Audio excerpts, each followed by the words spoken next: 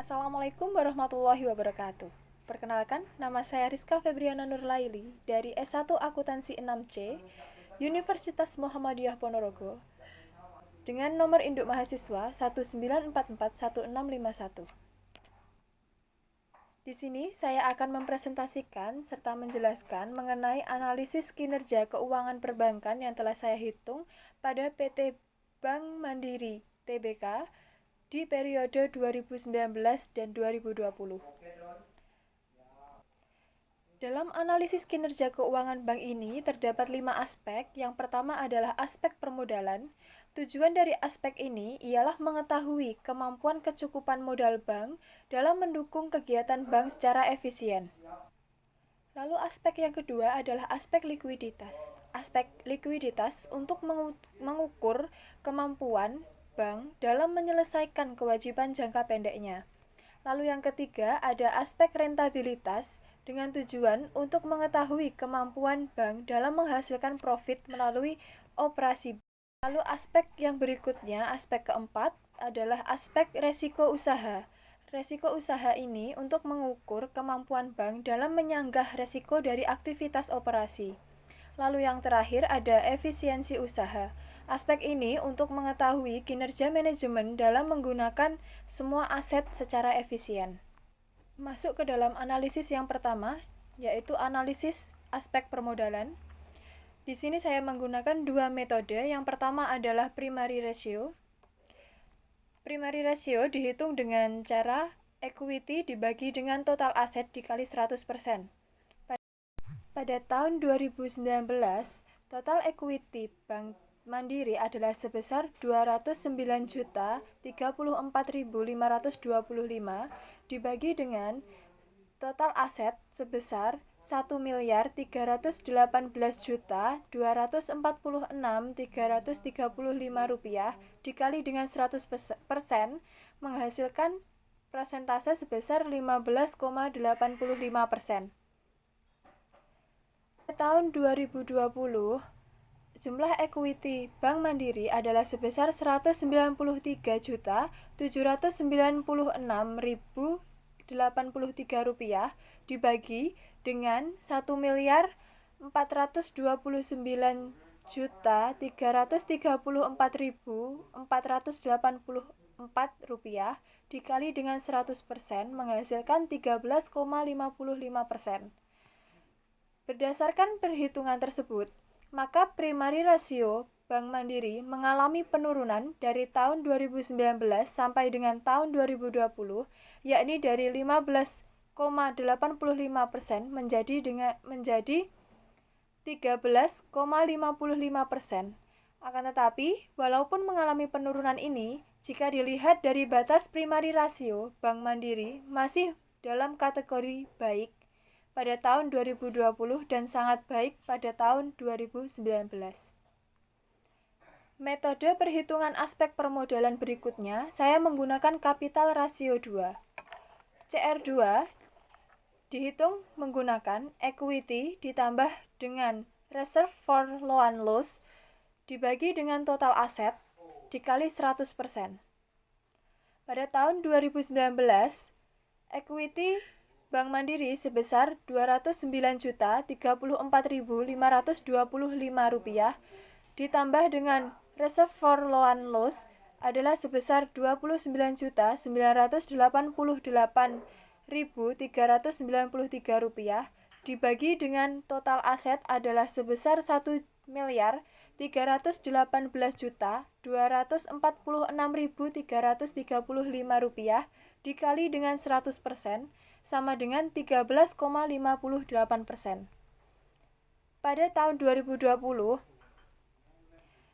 perhitungannya Rp193.796.083 ditambah dengan Rp62.271.102 dibagi dengan Rp1.429.334.484 dikali dengan 100% menghasilkan jumlah 9,20%. Maka Dari perhitungan kapital rasio 2 ini, PT Bank Mandiri pada tahun 2019 adalah sebesar 13,58%, sedangkan pada tahun 2020 adalah sebesar 9,20%. Dapat dikatakan, dalam hal ini mengalami penurunan, akan tetapi masih jauh dari batas standar kapital rasio. Hal ini bisa menunjukkan bahwa kemampuan modal equity dan cadangan kerugian aset dan cadangan kerugian kredit dalam menanggung resiko kredit masih kurang. Analisis yang kedua, dari segi aspek likuiditas, metode yang pertama adalah quick ratio. QR dihitung menggunakan cash asset dibagi dengan total deposit dikali dengan 100%. Pada tahun 2019, jumlah cash asset adalah sebesar Rp84.648.687 dibagi dengan Rp665.108.327 dikali dengan 100% sama dengan 13,10%. Pada tahun 2020, cash asset sebesar Rp93.369.667 dibagi dengan Rp748.623.699 dikali dengan 100% menghasilkan hasil 13,14%. Berdasarkan perhitungan quick ratio tersebut, Bank Mandiri pada tahun 2019 sampai dengan tahun 2020 mengalami kenaikan sebesar 13,10% menjadi 13,4%. Berdasarkan perhitungan quick ratio, Bank Mandiri pada tahun 2019 sampai dengan tahun 2020 mengalami kenaikan sebesar 13,10% menjadi 13,14%. Akan tetapi meskipun demikian, kondisi Bank Mandiri masih berada di bawah batas standar yang telah ditetapkan, yaitu 15 sampai dengan 21%. Metode yang kedua adalah banking ratio. Banking ratio dihitung dengan total loan dibagi dengan total deposit dikali 100%. Tahun 2019, total loan adalah sebesar Rp885.835.237 dibagi dengan total deposit sebesar Rp665.108.327 dikali dengan 100% sama dengan 133,1%.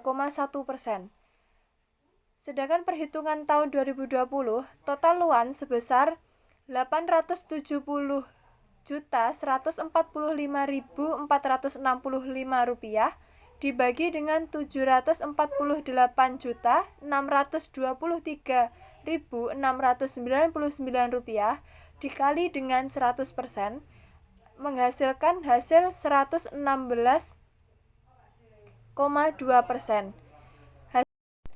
Berdasarkan hasil perhitungan banking ratio, Bank Mandiri tahun 2019 sebesar 133,1%, sedangkan pada tahun 2020 sebesar 116,2%. Jadi, dalam hal ini, Bank Mandiri mengalami penurunan, akan tetapi dalam penurunan tersebut masih berada di atas standar yang ditetapkan oleh BI, sehingga semakin tinggi nilai BR-nya, maka tingkat likuiditasnya akan semakin rendah. Lalu analisis yang ketiga menggunakan aspek rentabilitas. Pada aspek rentabilitas ini, yang pertama menggunakan metode ROA atau Return on Assets. ROA dihitung dengan laba sebelum pajak dibagi dengan total aset dikali dengan 100%. Pada tahun 2019, laba sebelum pajak sebesar Rp36.441.440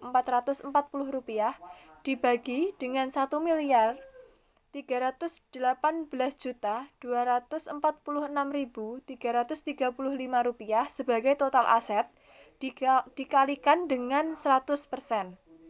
menghasilkan jumlah 2,76%. Pada tahun 2020, laba sebelum pajak adalah sebesar Rp23.298.041 dibagi dengan total aset sebesar Rp1.429.334.484 dikali dengan 100% adalah sebesar 1,69%. Berdasarkan perhitungan ROA tersebut, PT Bank Mandiri pada tahun 2019 adalah sebesar 2,76% dan pada tahun 2020 mengalami penurunan sebesar 1,69%. Penurunan tersebut terjadi karena efektivitas atau kemampuan bank dalam menghasilkan laba mengalami penurunan. Metode yang kedua adalah menggunakan ROE atau Return on Equity. ROE dihitung dengan menggunakan laba setelah pajak dibagi dengan modal dikali dengan 100%. Pada tahun 2019, laba setelah pajaknya adalah sebesar Rp28.445.592 dibagi dengan total modalnya sebesar Rp209.034.525 dikalikan dengan 100% menghasilkan 13,61%. Kan pada tahun 2020, laba setelah pajaknya adalah sebesar Rp17.645.624 dibagi dengan Rp193.796.083 sebagai total modal dikali dengan 100% menghasilkan 9,10%. Berdasarkan perhitungan ROE tersebut, PT Bank Mandiri pada tahun 2019 adalah sebesar 13,61%, sedangkan pada tahun 2020 adalah sebesar 9,10%. Sehingga dari hal ini atau perhitungan ini menunjukkan penurunan, akan tetapi masih bisa dikatakan yang baik karena standar penurunannya adalah 8,32%. Analisis selanjutnya menggunakan aspek resiko usaha. Metode dalam aspek resiko usaha ini, yang pertama adalah credit risk, dihitung dengan bad debt dibagi dengan total loan dikali 100%. Pada tahun 2019 perhitungannya Rp29.998.393 dibagi dengan Rp885.835.237 dikali dengan 100% sama dengan 3,38%. Sedangkan pada tahun 2020 perhitungannya adalah Rp62.271.102 dibagi dengan Rp870.145.165 dikali dengan 100% adalah 7,15%. Berdasarkan perhitungan tersebut, PT Bank Mandiri mengalami kenaikan sebesar 3,38% menjadi 7,15% pada tahun 2019 dan 2020. Peningkatan ini terjadi karena adanya peningkatan resiko kerugian akibat terjadinya kegagalan nasabah atau pihak lain dalam memenuhi kewajibannya kepada bank sesuai dengan perjanjian yang telah disepakati di awal. Lalu metode yang kedua menggunakan asset risk. Perhitungan ini dihitung dengan menggunakan equity dibagi dengan total aset dikurangi dengan cash security dikali 100%. Pada tahun 2019 perhitungannya adalah Rp209.034.525 dibagi dengan Rp1.386.335 dikali dengan 100% adalah sebesar 16,40%. Sedangkan pada tahun 2020 perhitungannya adalah sebesar Rp193.796.083 dibagi dengan Rp1.429.000 Rp14.334.484 dikali 100%, hasilnya adalah 14,9%.